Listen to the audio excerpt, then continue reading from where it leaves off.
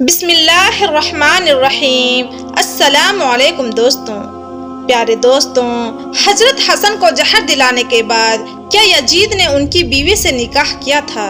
حضور صلی اللہ علیہ وسلم کا نکاح آپ کے نبی بننے سے پہلے 25 سال کی عمر میں حضرت خدیجہ رضی اللہ عنہا سے ہوا تھا کہ جن سے 4 بیٹیاں اور 3 لڑکے پیدا ہوئے، لیکن آپ کے لڑکوں میں کوئی بھی زندہ نہ بچتا۔ پیدائش کے کچھ ہی دنوں کے بعد ان سب کی وفات ہو گئی، اس لیے آپ کے پاس صرف لڑکیاں ہی لڑکیاں تھیں۔ نبوت کے 8ویں سال حضور صلی اللہ علیہ وسلم کی باندی حضرت ماریہ قبطیہ کے بدن سے آپ کی 8ویں اولاد پیدا ہوئی کہ جن کا نام حضرت ابراہیم رکھا گیا۔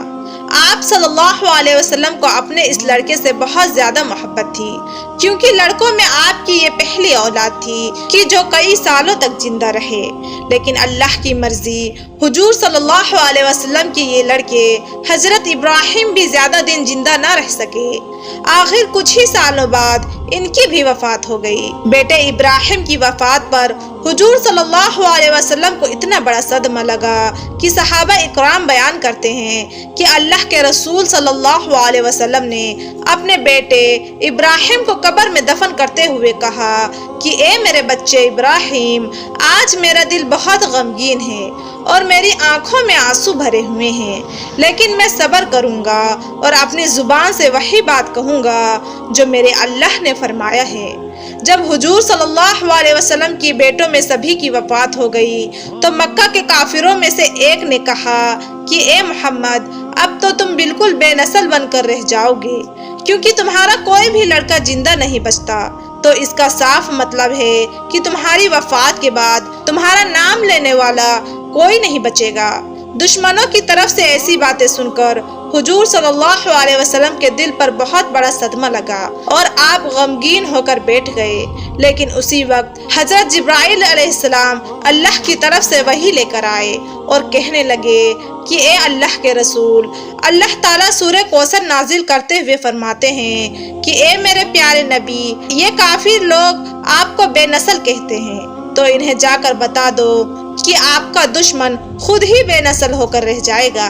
اور آخر یہی ہوا کہ 15 رجب سن 3 ہجری میں مدینہ منورہ کے اندر حضرت فاطمہ رضی اللہ عنہا کے بیٹے حضرت حسن سورہ کوثر کی ان آیتوں کی تفسیر بن کر اس دنیا میں تشریف لائے، اور پھر حضرت حسن رضی اللہ عنہ سے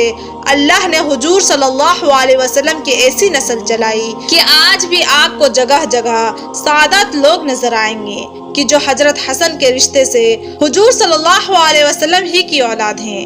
حضرت حسن رضی اللہ عنہ کی پیدائش نے پیارے رسول کے دامن سے بے نسل ہونے کا دھبا پاک کر دیا تھا اور کافروں سے کہہ دیا تھا کہ اے کافروں، تم اپنی آنکھیں کھول کھول کر دیکھ لو کہ اب میں دنیا میں آ گیا ہوں، میرے نانا کی نسل مجھ سے ایسی چلے گی کہ قیامت تک کوئی میری نسل کو مٹا نہیں سکتا۔ حضرت حسن رضی اللہ عنہ کی پیدائش سے پہلے حضور صلی اللہ علیہ وسلم کی چچی جان حضرت ام فضل نے خواب دیکھا کہ آپ صلی اللہ علیہ وسلم کے جسم کا ایک حصہ میرے گھر میں ہے، تو یہ خواب دیکھ کر وہ بڑا حیران ہوئی اور صبح جلدی سے حضور صلی اللہ علیہ وسلم کی خدمت میں حاضر ہو کر کہنے لگی کہ اے اللہ کے رسول، میں نے آج رات ایسا خواب دیکھا ہے۔ تو حضور صلی اللہ علیہ وسلم انہیں تعبیر بتاتے ہوئے فرمایا کہ اے میری چچی جان، جلد ہی میری بیٹی فاطمہ کے گھر ایک بچہ پیدا ہوگا کہ جس کی پرورش آپ خود اپنے گھر میں رہ کر فرماؤ گی۔ حضرت حسن رضی اللہ عنہ کی پیدائش پر حضور صلی اللہ علیہ وسلم اتنا زیادہ خوش ہوئے کہ جلدی سے بیٹی کے گھر آ کر اپنے ناتی کو گود لے لیا۔ گھر والوں نے حضرت حسن کا نام حمزہ یا حرب رکھا تھا، لیکن حضور صلی اللہ علیہ وسلم نے اپنے اس ناتی کا نام بدل کر حضرت موسیٰ علیہ السلام کے بڑے بھائی حضرت ہارون کے بیٹے کے نام سے ملتا جلتا رکھا، کیونکہ اللہ کے رسول صلی اللہ علیہ وسلم فرمایا کرتے تھے کہ حسن کے والد علی میرے لیے ویسے ہی مددگار ہیں جیسے موسیٰ علیہ السلام کے لیے ان کے بھائی حضرت ہارون تھے۔ حضرت حسن رضی اللہ عنہ نے 7 سال اپنے نانا کے زیر سائے گزارے، اس لیے آپ کے اوپر حضور صلی اللہ علیہ وسلم کے ہزاروں عادتوں کا اثر تھا کہ جن میں سب سے مشہور عادت سخاوت تھی۔ حضرت حسن رضی اللہ عنہ اتنی زیادہ سخاوت اور غریبوں کی مدد کرتے جاتا۔ حضور صلی اللہ علیہ وسلم کی وفات کے بعد جب حضرت حسن رضی اللہ عنہ جوانی کی عمر کو پہنچے تو ایک بار وہ راستے سے کہیں جا رہے تھے کہ اچانک انہیں ایک غلام نظر آیا۔ اس غلام کے ہاتھ میں ایک روٹی تھی۔ وہ روٹی کا ایک ٹکڑا خود کھاتا اور دوسرا ٹکڑا سامنے بیٹھے کتے کو کھلا دیتا۔ یہ دیکھ کر حضرت حسن رضی اللہ عنہ کو بہت زیادہ حیرانی ہوئی اور اس غلام سے پوچھنے لگے کہ تو ایسا کیوں کر رہا ہے؟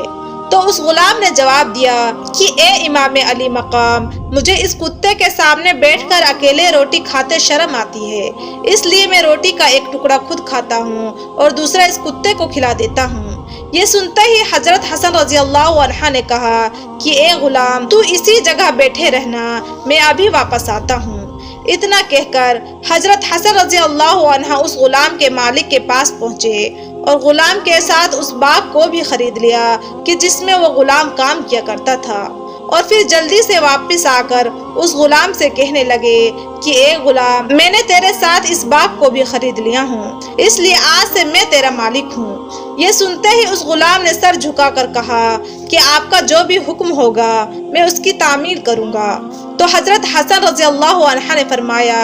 کہ اے غلام، جا، آج سے میں نے تجھے اللہ کے لیے آزاد کر دیا اور یہ باغ بھی تمہارے نام کرتا ہوں۔ حضرت حسن رضی اللہ عنہ کی انہی سب پاکیزہ عادتوں کی وجہ سے سارے مدینہ والے آپ سے بہت محبت کرتے تھے، لیکن بنو امیہ کے لوگ حکومت کے نشے میں آ کر اہل بیت سے نفرت کرنے لگے تھے۔ اس لیے یزید نے سازش کر کے حضرت حسن رضی اللہ عنہ کی بیوی جعدہ سے کہا کہ اگر تم اپنے شوہر حضرت حسن کو زہر دے کر ختم کر دو گی تو میں خود تم سے شادی کر لوں گا اور پھر تم محل کی رانی بن کر رہو گی۔ لالچ میں آ کر بیوی نے ایسا ہی کیا اور اس گھڑے میں زہر ملا دیا کہ جس سے حضرت حسن رضی اللہ عنہ رات میں اٹھ کر پانی پیا کرتے تھے۔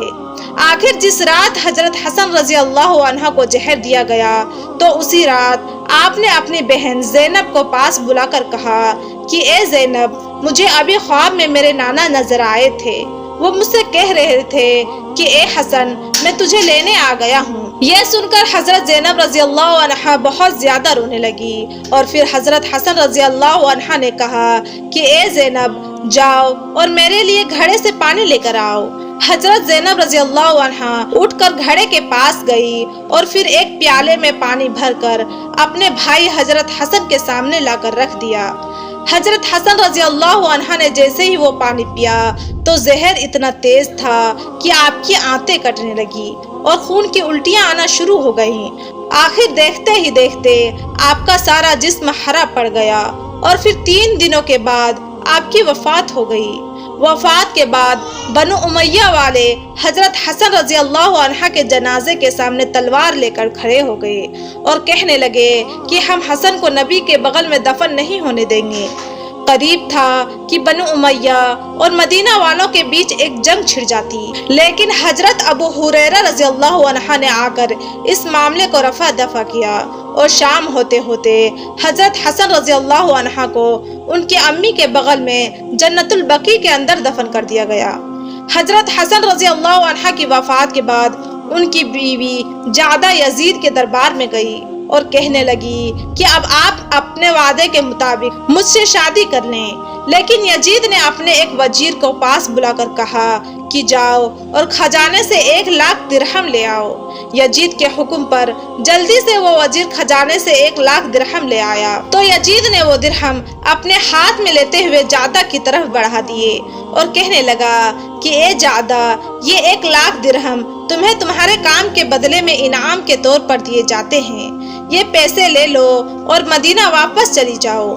حضرت حسن رضی اللہ عنہ کی بیوی جعدہ نے جیسے ہی یہ بات سنی تو اس کے ہوش اڑ گئے، کیونکہ اس نے تو اس لالچ میں آ کر حضرت حسن رضی اللہ عنہ کو زہر دیا تھا کہ یزید اس سے شادی کر لے گا، لیکن یہاں تو کچھ اور ہی باتیں ہو رہی تھی۔ آخر جب جعدہ یزید کے محل میں چلانے لگی تو یزید نے کہا کہ ہاں میں نے وعدہ تو کیا تھا، لیکن جو عورت لالچ میں آ کر اہل بیت کو زہر دے دے تو وہ زندگی میں کبھی بھی مجھے زہر دے کر مار سکتی ہے، اس لیے میں ایسی عورت پر کبھی بھروسہ نہیں کر سکتا۔ اتنا کہہ کر یزید نے درباریوں کو حکم دیا کہ اس عورت کو محل سے باہر نکال دیا جائے۔ یزید کے حکم پر جادہ کو محل سے باہر نکال دیا گیا۔